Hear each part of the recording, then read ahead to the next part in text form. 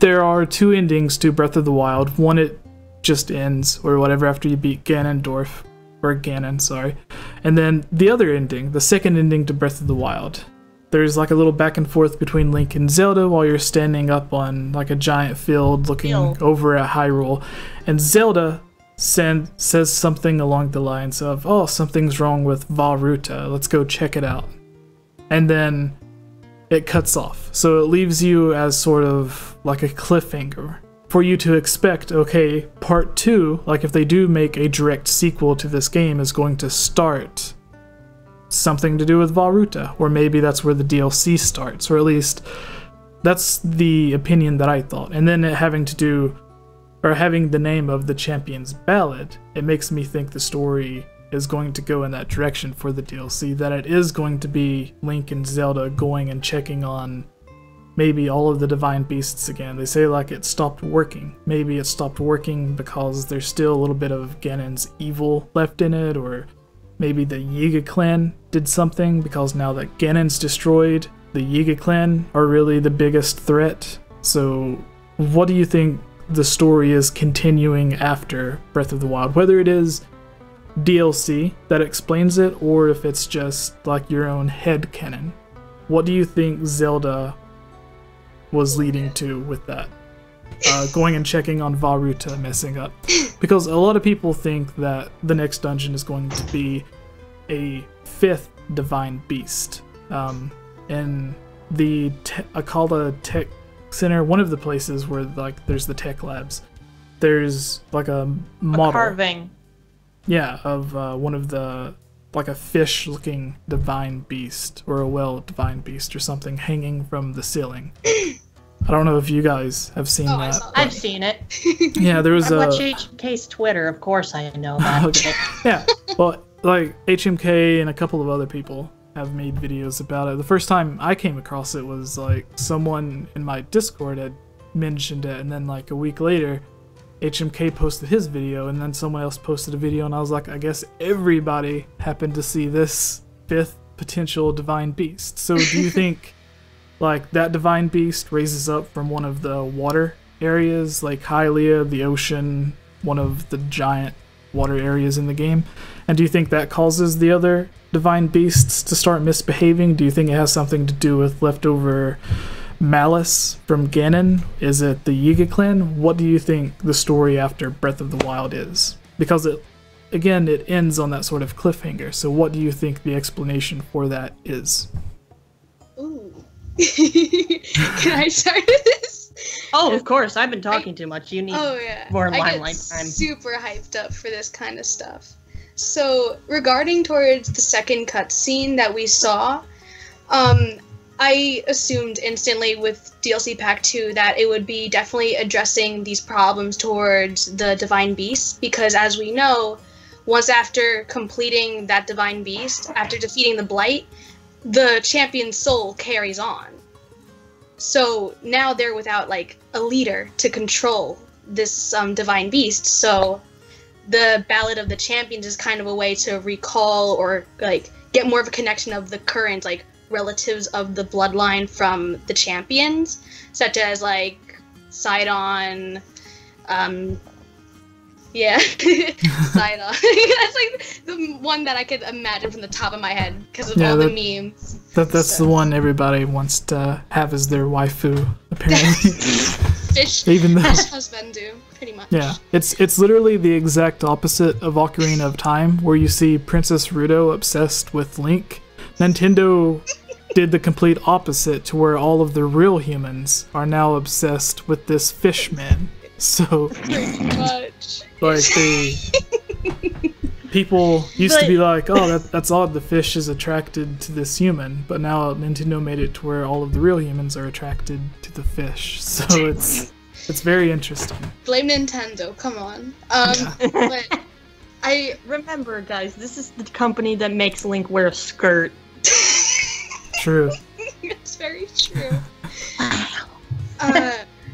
With the connection between the whale Divine Beast, personally, I'm not even going to reach there, because I might just go off on a tangent that makes no sense whatsoever. Maybe a future discussion then. Maybe a future discussion, but right now I should not put any input on it. But regarding towards the Divine Beasts currently that we know of, they are lacking a champion now. And they are in need of a replacement. And so they said back in Rito Village, it has to be a descendant, at least, of the champions to receive that kind of nobility. So, kind of hoping the Ballad is that. I just had a weird thought. It might be weird or it might not be, but hear me out on this. It has to do with the Champions amiibo that they revealed back in E3. And there was a lot of rumors going around that maybe in the DLC you'll get to play as the champions. And I had this thought that it never is actually explained why these particular individuals are so good with the Divine Beasts. We just accept them. We just accept that they are good with the Divine Beasts. So maybe the Champions Ballad goes into that? Maybe explains why they are so good with the Divine Beasts. Maybe they're related to a sage, or the sages from Twilight Princess, not Ocarina of Time, because that's a can of worms for an entirely different day. I'm pretty sure there'll be people down in the comments explaining that. But anyway, it could be that the Champions Ballad is all about the champions and how they managed to figure out how to work the Divine Beasts, and we'll get to play as them in different chapters using different amiibo for different chapters. I don't know, it's just that would be really interesting. That would be. That would also make sense recalling the memories that we've seen in that trailer. Yeah, so what that makes me think of is, while that would be awesome, and we'll get to more on the amiibo in just a second, but that would make it so that you would pay the $20 to get the DLC Pack 1 and DLC Pack 2. And then not only do you have to pay the money for the DLC, you also have to pay the money to get the amiibo to access the DLC. Or maybe it's just the amiibo do something interesting or something extra during the chapters. Maybe you don't exactly need to have them, because I think many players would just rage quit because amiibo are horrifying to find. Yeah. I only have 3 amiibo, and they're very... You're only Wolf Link, Inkling Girl, and Link. That's all I have. Yeah, I don't have very many amiibo I don't own either. any. I'm guilty. None of them. I should start investing in that. Yes, to fully play... They were just gifts. To fully play Breath of the Wild, you need to spend hundreds of dollars. Yeah. It's insane.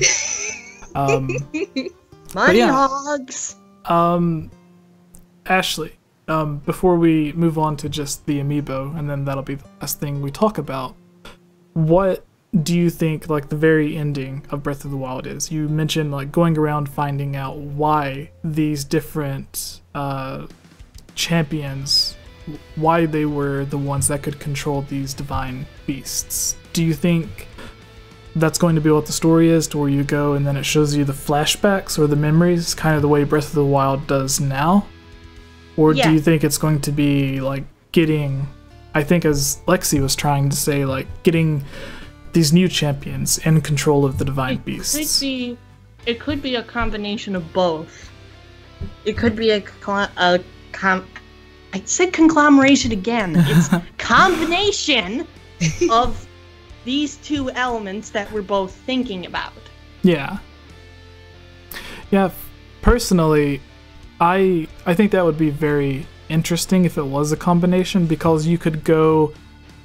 That would perfectly explain why the divine beasts are acting up. Ganon is finally dead, and there's no champions left to drive or maintain whatever these different divine beasts. So with no one in charge of them, they're just acting up. So now you have to go and get the new champions in order to, like, have them return back to normal or whatever, or power them, pilot them, however the game puts it. But then as you do that, you also unlock the memory of how you got the champions in the past to be able to pilot these divine beasts. A combination like that, I think, would really make sense. Yeah. And then moving on to our final topic, as you discussed a little bit, Ashley, Nintendo is releasing these Champion Amiibo for the Champion's Ballad in Breath of the Wild.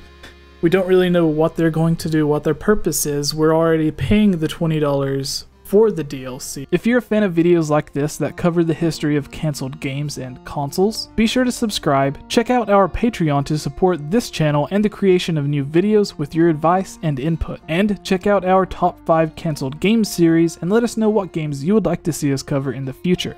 So far, we have lists covering the Zelda series, Mario, Nintendo, PlayStation, and plan to have dedicated videos covering a list of cancelled Sonic and Pokemon games, with this video being a taste of what to expect.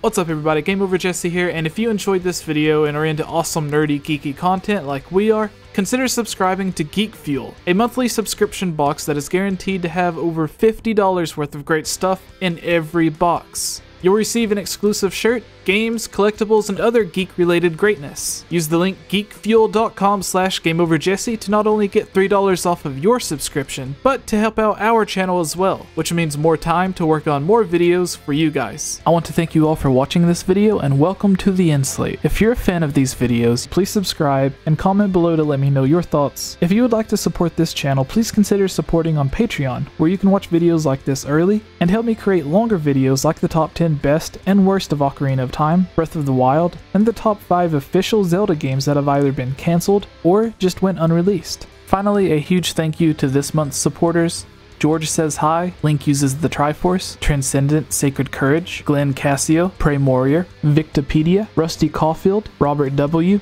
Amanda Pina, Lunarium, Chris Gasparin, Harris Priest, Lovable Christie, Key of Time 15, Jerome Major, Daryl Quinnen, Furzin 16, Kadron, Magic Tech Review, and the Itch Network.